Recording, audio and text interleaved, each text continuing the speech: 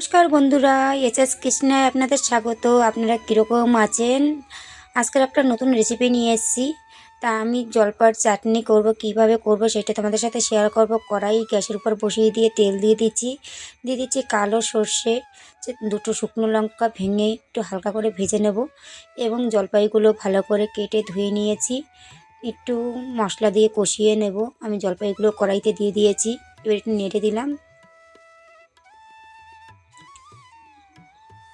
দিয়ে দিচ্ছি স্বাদ মতন নুন, পরিমাণ মতন হলুদের গুঁড়ো, একটু লঙ্কার গুঁড়ো দিয়েছি, কারণ একটু ঝাল ঝাল না হলে ভালো লাগে না। আমার মুখে তো খুবই ভালো লাগে। তা আপনারা যদি ঝাল পছন্দ না করেন তাহলে আপনি কিন্তু লঙ্কার গুঁড়োটা নাও দিতে পারেন।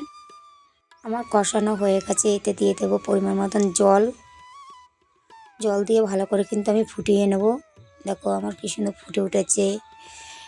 এটা কিন্তু হাফ সিদ্ধ হয়ে গেছে। এতে দিয়ে দেবো পরিমাণ মতন চিনি, কিন্তু এটা কিন্তু একটু চিনিটা বেশি লাগে, টক ঝাল মিষ্টি হবে, খেতে কিন্তু খুবই টেস্টি হয়। দেখো আমি চিনিটা দেওয়ার পরে গলে গিয়ে আরও জলটা পাতলা টাইপের হয়ে গেছে। এটা কিন্তু ফুটিয়ে একদম কমিয়ে নেব।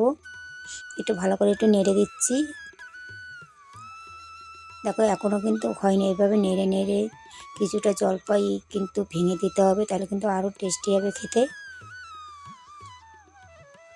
আর আমার তো খুবই ভালো লাগে, একদম অনুষ্ঠান বাড়ির মতন। আমার কিন্তু চাটনি আমার তৈরি হয়ে গেছে। একটু নাড়িয়ে চাড়িয়ে ভালো করে মিশিয়ে দেব মশলাটা। ওই জলপাইটাও কিন্তু একটু ভেঙে ভেঙে একটু গোটা গোটাও আছে। আমার চাটনি কিন্তু পুরোই রেডি। আর এখানে ভিডিওটি রাখছি। আর ভিডিওটা যদি ভালো লাগে একটা লাইক কমেন্ট শেয়ার করবেন। সবাই ভালো থাকুন, সুস্থ থাকুন, স্বাভাবিক থাকবেন। টাটা।